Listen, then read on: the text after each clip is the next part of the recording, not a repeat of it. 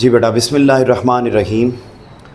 इस वक्त तक आपके इल्म में है कि हम अपना सबक अपनी मदद आप ये भी मुकम्मल कर चुके हैं, इसकी एक्सरसाइज भी मुकम्मल हो गई है।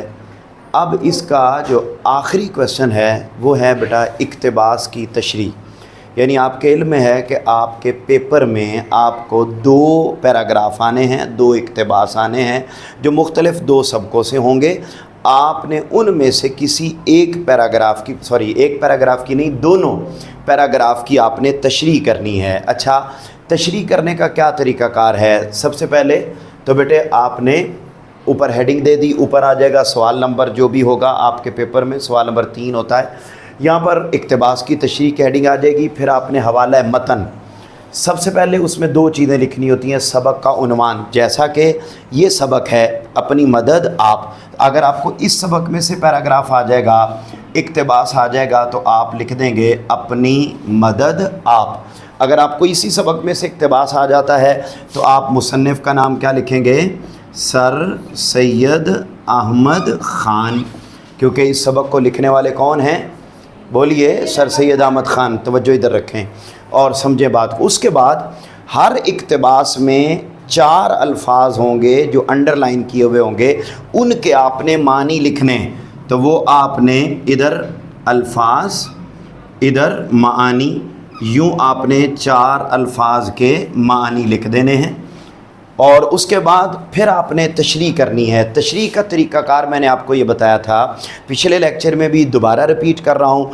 तशरीह करने का तरीक़ाकार ये होता है कि जो इक्तिबास आपको आया हुआ है उसको आपने अपने लफ्ज़ों में बयान करना है। बोलिए क्या? अपने लफ्ज़ों बयान करके उसके बाद आपने उसको सबक के ख़ुलासे के साथ रिलेट कर देना है।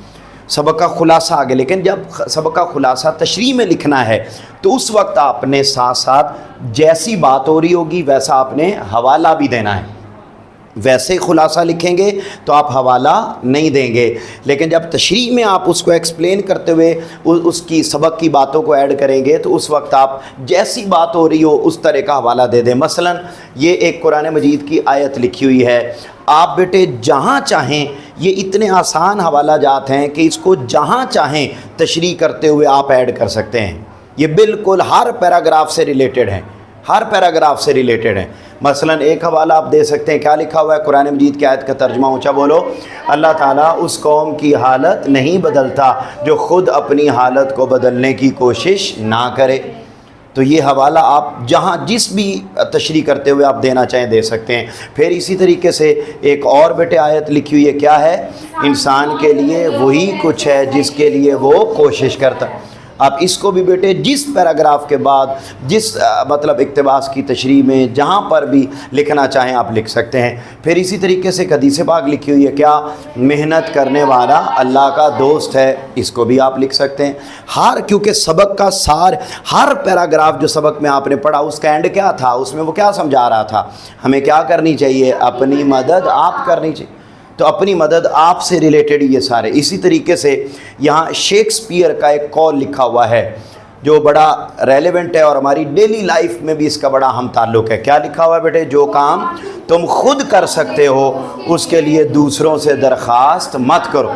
हम तो बेटे छोटी छोटी चीज़ में भी दूसरों की मदद की ख्वाहिश कर रहे हो, तो साफ ज़ाहिर याद रख ले, जो बंदा छोटे छोटे कामों में दूसरों की मदद का तलबगार है वो कभी भी बड़े काम खुद से नहीं कर सकता।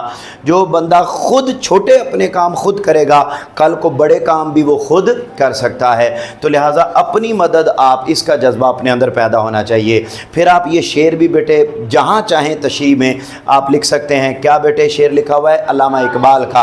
अफराद के हाथों में है अक़वाम की तकदीर, हर फर्द है मिल्लत के मुक़द्दर का सितार। फिर बोलो क्या शेर लिखा हुआ है? अफराद के हाथों में है अक़वाम की तकदीर, हर फर्द है मिल्लत के मुक़द्दर का सितार। ये बेटे इन हवाला जात का इस्तेमाल आपने तशरीह में करना है। अगर आप, मैंने आपको लिखवाई है ना, ये टोटल 5 लिखवाई हैं, आप इनमें से कोई से 3 लिख लीजिएगा, 2 लिख लीजिएगा मिनिमम, लेकिन 1 नहीं, कम अज़ कम 2 लाजमी हवाला जात दें। 3 हो जाएं तो बहुत अच्छी बात है।